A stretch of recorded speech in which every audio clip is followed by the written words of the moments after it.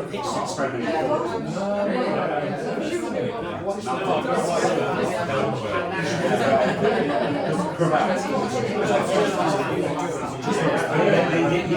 everyone.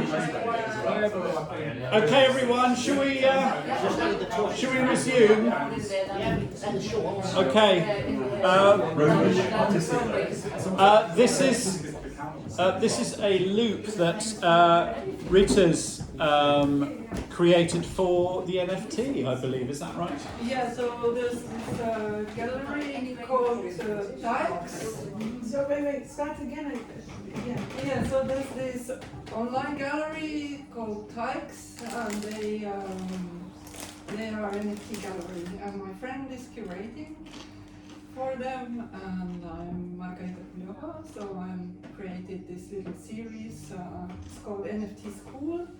So I don't know, she just decided that my work was cool and children, so she did an NFT school.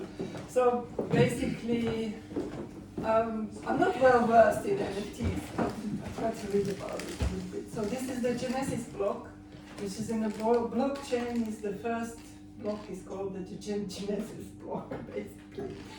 And I guess my work is about this relationship of the students and the teachers. I'm interested in Eugenie Ionescu's absurdist work. I don't know if you read the lesson where the teacher kills the student in the end. So it's a kind of that sort of the weird relationship between in this teaching environment. Let's say like that. Yeah. So there are a couple of them there. I don't know if it's possible. Oh yeah. I'll show that. Well, I might show the rest in the rest of the program. Yeah. Okay. Sorry. No, it's all right. Anyway, that's it. Okay. Well, I'm going to show. Sorry, if you bear with me. I'm trying to. Right. No, that's probably not very good either. What I sometimes do is flip the screen around and then I can actually see what I'm doing. Okay, good. Something like that.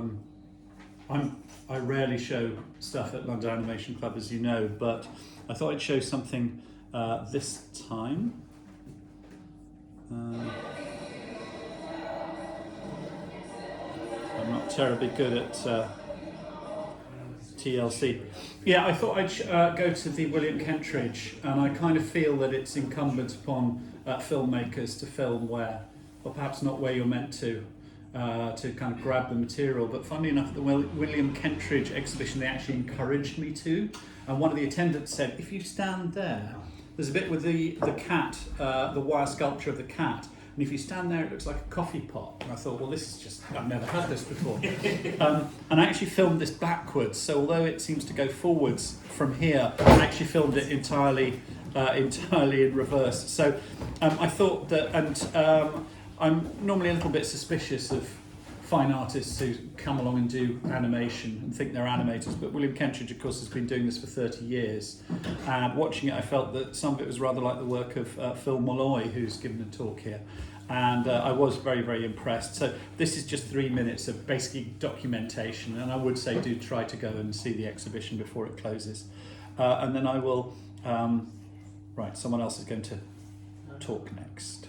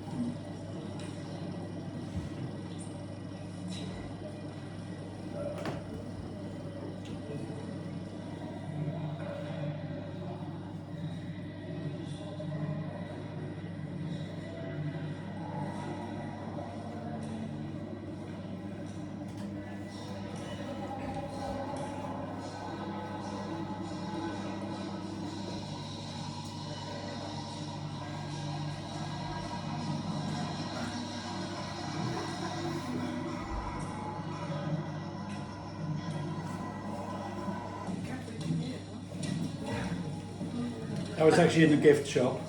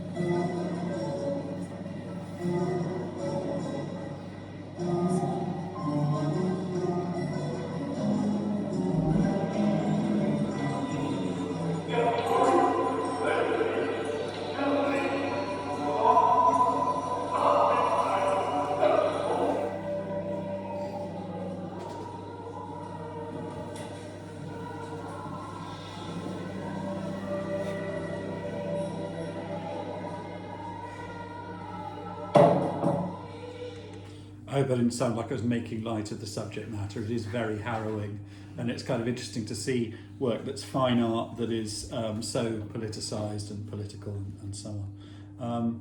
So, I'm glad you showed that, because I haven't seen the exhibition yet. It's on until the end of December? No, I think it's going to be really soon. Yeah. It's really soon. It's going to close. Right, okay. Glad you showed that. So, has everyone seen it? I would, but there's a denomination. Right, let's get down then. Well, how long is it on for? Until Of January after Christmas? December. there was a TV programme. I'd like to, but the tickets will get sold out. well, no, I think you'd still get a place, maybe if you go on a weekday. Now, a friend of mine, Jane Cheadle, who isn't here tonight, sadly, I work with as well, she's in one of the photos. She was telling me about this film that's got really interesting use of sound, and it's something to do with tennis. And remembered the film without knowing the filmmaker, which is kind of interesting. So, and I have to say, Rob has sent me this to show tonight. Do you want to say anything about it, Rob? Before we... Just the one I showed back in May was a rough cut that I sort of got together because of the May screening. So this is the final cut. So I can talk about it afterwards. Let's talk about it afterwards. Right. Okay. So here we go.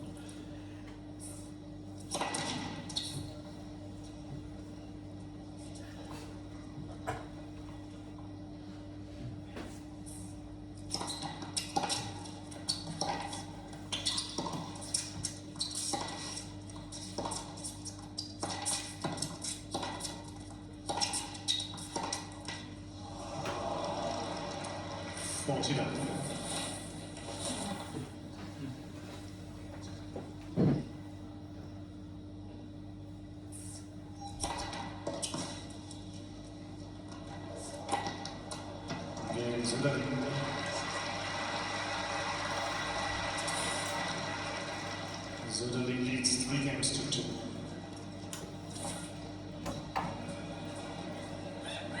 Please take your seats quickly, ladies and gentlemen. Thank you.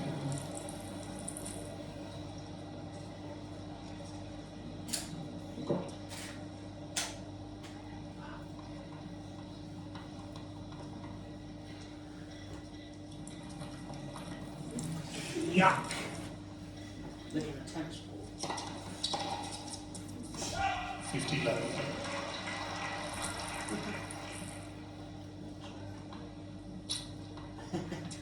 Pass. Rob Monday. Based on.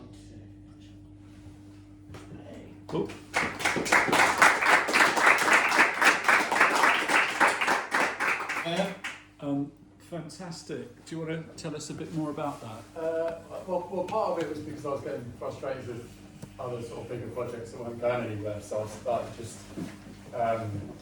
using some little scraps of paper and a biro, just try and do some very quick little animations and sort of build up little fragments, partly based on Nathan Nadal, who has sort of notoriously long routines and rituals that he does before tennis, or before even serving. You know, he sort of scratches his bum every time, pulls his shirt, does his ears, puts his hair behind his ears, rubs his nose, doesn't walk on the lines when he comes into court. He's got like, I mean, it'd go on even longer if I did all of them. But so that was part of it, and then also it basically became about tennis without the tennis.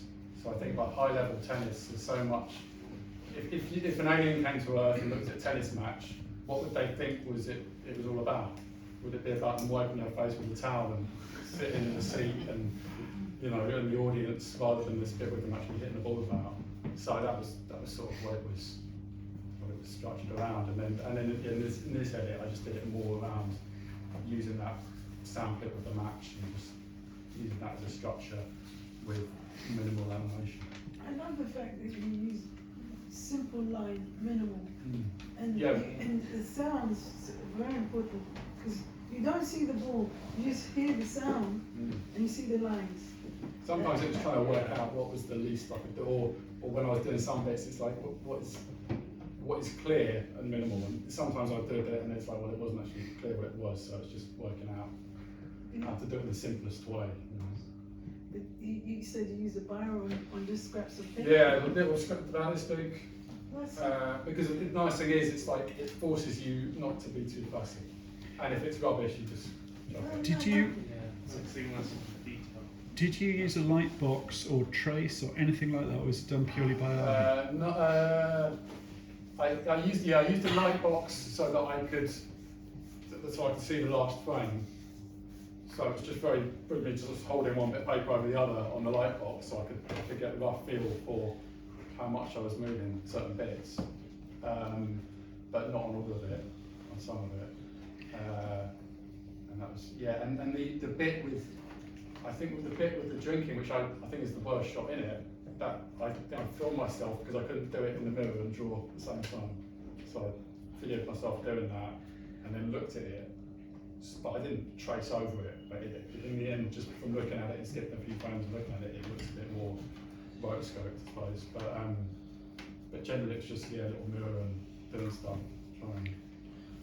looking at my hand, holding two balls with one hand and drawing with the other. Well, that was amazing. It's quite tricky to do, so just do it quick and it'll be all right. That bit is absolutely And amazing. I think sometimes it works because if you get the movement right, you can get away with that. The drawings can be a bit wonky. Yeah. There's lots of paper. Yeah, quite a few bits of paper. Was it artist grade paper or? No, it was just it was bits. Vicky had some offcuts from her work, and she was like, "That'd be good for animation." I haven't been in a drawer for years, and it was like, "Oh, let's just do something." So yeah, it's just normal paper, a normal biro, a big biro. That's it. Sorry, I was just curious. How many frames did you use? It was done on twos, so 12 frames a second. Okay. But then there's a lot of, obviously sometimes it's seeing how much white I could get away with. How long can you leave the gaps? You know, how little can you do? And obviously there's some repeated shots or certain looped bits as well. So like the tennis court lines, that's about five shots for each one that are looped over. So I really like that. and sort of, it's amazing. That's so simple, and that's one of the bits that works the best. Just doing a few random lines. So it shows it get away. There are some erasable pens. I've been playing with gel pens that you can erase, so you can draw it and reuse the same sheet. So you don't need one bit of paper. You can do about maybe 3 shots in 2.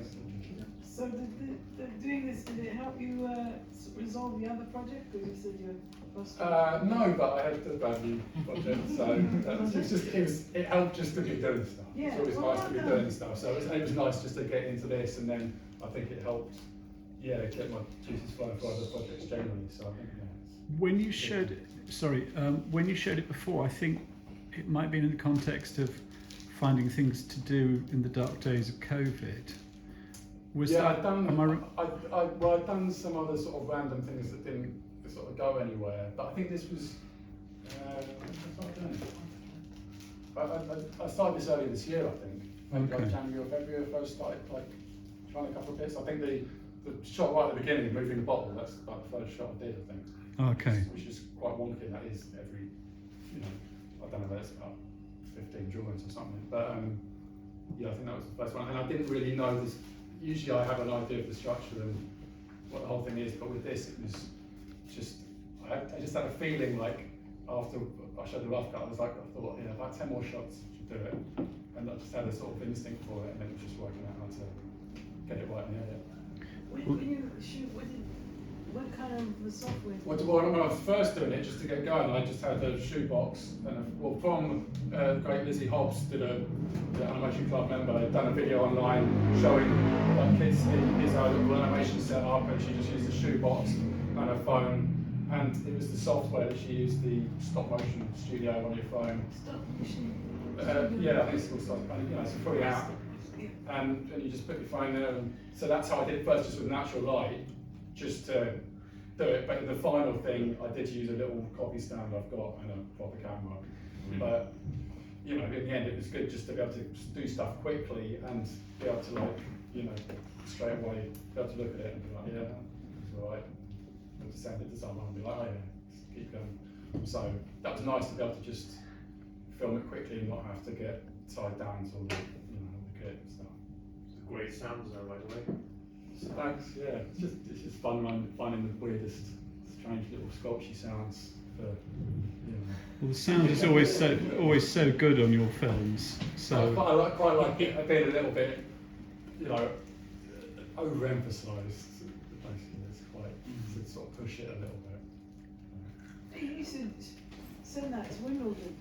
That'd be nice, wouldn't it? Yeah, Get that up on the screen between the games. Why not?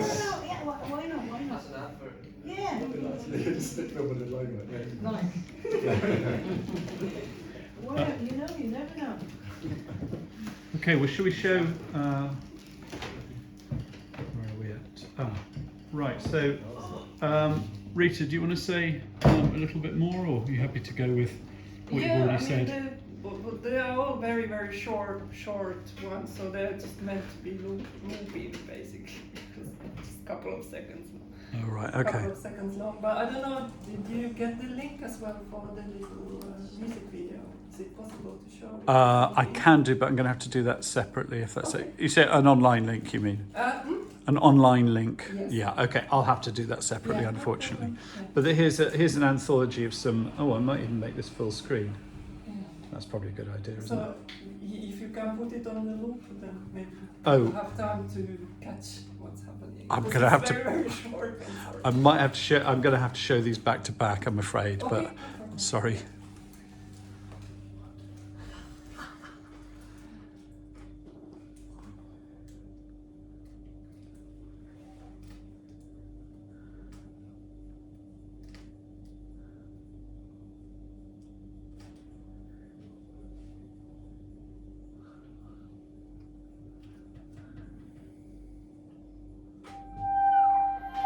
Oh, okay, that's a bit of a jump. Krian Hui can't make it tonight. She's a student or a former student at the Royal College of Art. She sent in a couple of things, but sadly she can't make it herself. So I don't have any context for these whatsoever. Yeah, so here we go.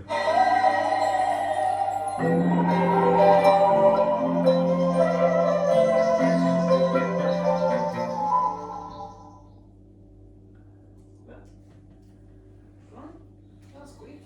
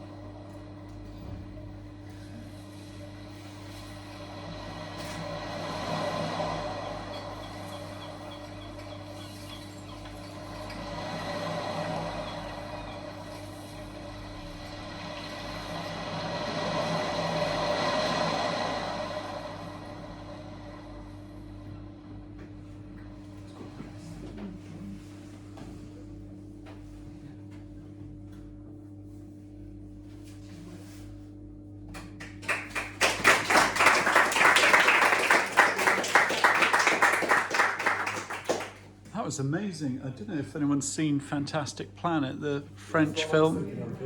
The early 70s surrealism. yeah, exactly. That was amazing. Yeah. Yeah. It's a shame. A shame she couldn't make it.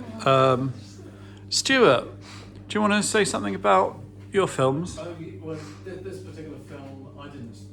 Well, a lot of films I didn't actually shoot myself. I nick other people's. But this film is made by a friend of mine who was asked to. It was a kind of commissioned film. He was living in Mauritius at the time, and the people who saw the film in its entirety. It was made by David Larcher, and he.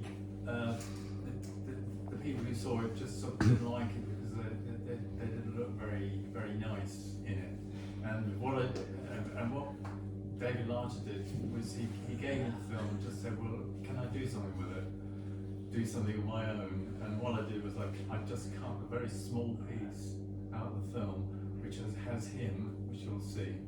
And it's kind of repeated and so forth, but it's really about him. He's a friend of ours, and he's sort of suffering from sort of lung disease at the moment, and he was breathing sort of very heavily in this film, and it's really that's pretty much all I can say about it. Really. What about the second film? Do you want us to show the second film as well? Well, It's going to show back to back.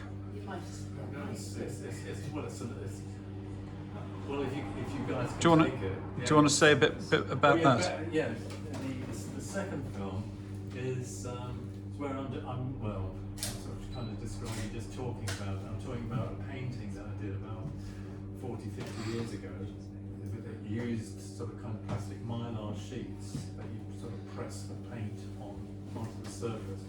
And it's the first time I've sort of tried to make like a kind of documentary of what I was filming.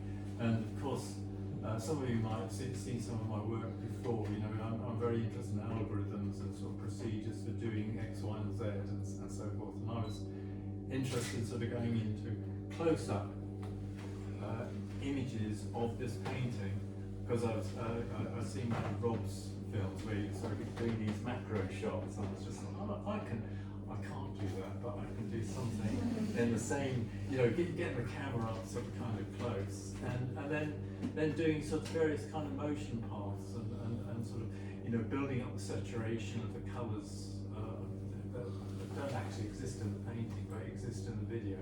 So it's a kind of deceit in a way, but yeah, it's really sort of kind of describing it. And it was interesting to make the soundtrack because you know, Rosemary was saying that I was very wooden in sort of talking about it, and then I sort of I did the whole thing again, you know, and I sort of without sort of any notes or anything like that. So I was always going and then you get all these sort of kind of extra sounds, and I cut some of it out, but left most of it in. So it feels more, I suppose it feels more authentic, except I don't actually manage to say all the things that I meant to say because you always forget things or you explain things very badly and things like that. Anyway, it's really was just. that last week? This was made last week. Yeah. No, it's the soundtrack is very new, and I couldn't get it to work. And Rosemary looked at it and just said, "Oh." By the way, Rosemary is my executive editor. You know, all the work gets passed through her. If it's like So that. if there's anything that's rubbish, She tells me, yeah, she lets me know. Okay, here we go. And have these films been shown before?